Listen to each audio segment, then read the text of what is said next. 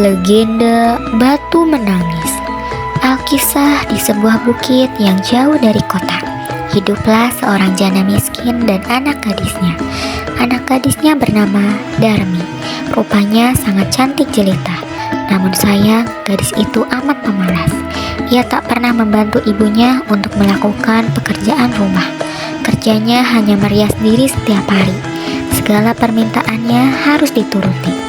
Sekali ia meminta sesuatu kepada ibunya, harus dikabulkan tanpa memperdulikan keadaan ibunya yang miskin. Tiap hari harus membanting tulang untuk mencari sesuap nasi. Anak gadisnya tidak mau membantunya hanya karena ia tak mau matahari merusaknya. Ia terus mengurung diri di kamar. Ia tidak mau debu-debu mengotori wajahnya.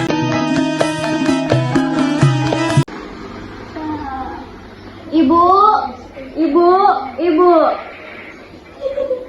Sudah berapa kali aku bilang, tiap aku bangun tidur, kamarku harus bersih dan ibu harus menyediakan telur, air hangat, dan minuman sari buah. Kamu itu udah besar, nak. Kamu bisa ngerjain itu semua sendiri. Ibu tahu kan, aku lagi sibuk, Bu. Sang ibu hanya mengalus dada, hatinya gelisah, kesibukan mempercantik diri. Hanya itulah yang dilakukan putrinya yang pemalas. Matahari mulai memancarkan sinarnya. Sang ibu mulai bersiap-siap untuk berangkat ke sawah untuk bekerja. Ia tidak lupa mengajak Darmi untuk membantunya di sawah. Darmi, ayo bantu ibu kerja di sawah. Tidak, Bu. Nanti kalau kuku dan kulitku kotor bagaimana? Kamu kasihan sama ibu, nak. Apa sih, Bu? Oh ya, Bu, saya minta uang untuk membeli alat kecantikan agar saya cantik, tidak seperti ibu yang kulitnya banyak keriputnya. Meskipun marah, sang ibu tetap memberikan uang kepadanya. Keesokan harinya, ketika ibu pulang bekerja, Darmi meminta lagi uang upah yang diperoleh oleh ibunya untuk membeli alat kecantikan yang lain. Keadaan itu terjadi setiap hari. Bu, mana uangnya? Kamu ini jadi anak cuma bisa minta saja, tidak pernah mau bekerja. Apa sih, Bu? Suatu hari, sang ibu mencoba membujuk anaknya untuk mulai mengubah kebiasaan buruknya. Hari demi hari berganti. Akhirnya, sang anak mau menuruti kehendaknya untuk keluar rumah. Dan ia tidak keberatan untuk kemanapun bersama sang ibu. Tapi anak ini mengajukan sebuah syarat, bahwa ibunya tidak boleh mengakui sebagai ibunya di depan umum. Sebagai seorang ibu, tentulah hatinya teriris mendengar itu. Namun, sang ibu menyetujuinya. Hingga pada suatu hari, anak gadisnya diajak turun ke desa, berbelanja di pasar yang letaknya jauh dari tempat tinggal mereka. Anak gadis itu berjalan melenggang dengan memakai pakaian yang bagus dan bersolek agar orang di jalan yang melihatnya mengagumi kecantikannya. Tiba-tiba, di tengah jalan ada seorang teman di sana yang menghampiri dan bertanya. Namun, ketika melihat orang yang berjalan di belakang gadis itu, sungguh kontras keadaannya. Hal itu membuat orang bertanya-tanya. Darmi, kamu mau kemana? Oh, aku mau ke pasar. Dia siapa ibumu ya? Oh, dia pembantuku. Tentu saja bukan ibuku. Mana mungkin aku punya ibu yang mukanya kusam, cemong, dan penampilannya tidak sama denganku.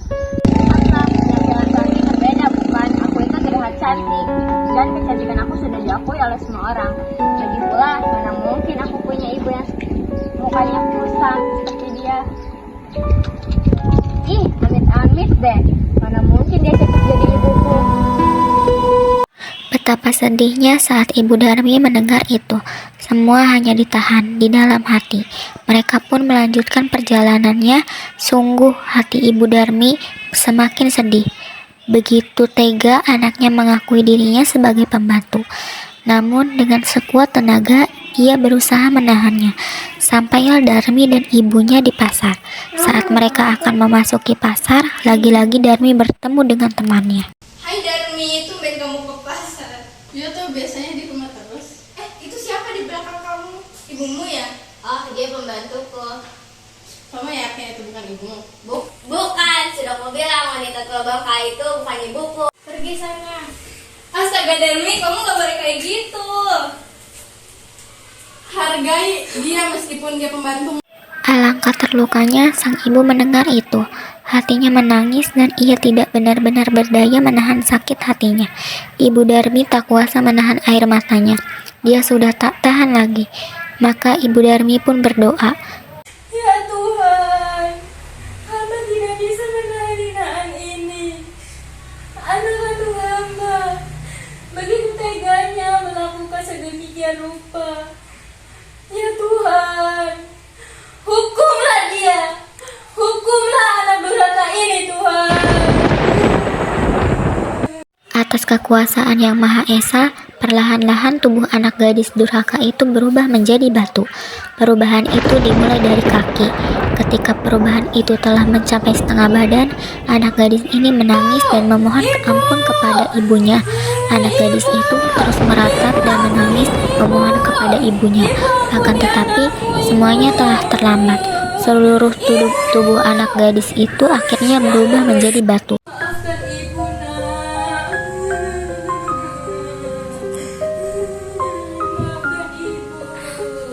Namun, orang dapat melihat bahwa kedua matanya masih meneteskan air mata, seperti sedang menangis. Oleh karena itu, batu yang berasal dari gadis yang mendapat kutukan ibunya disebut batu menangis.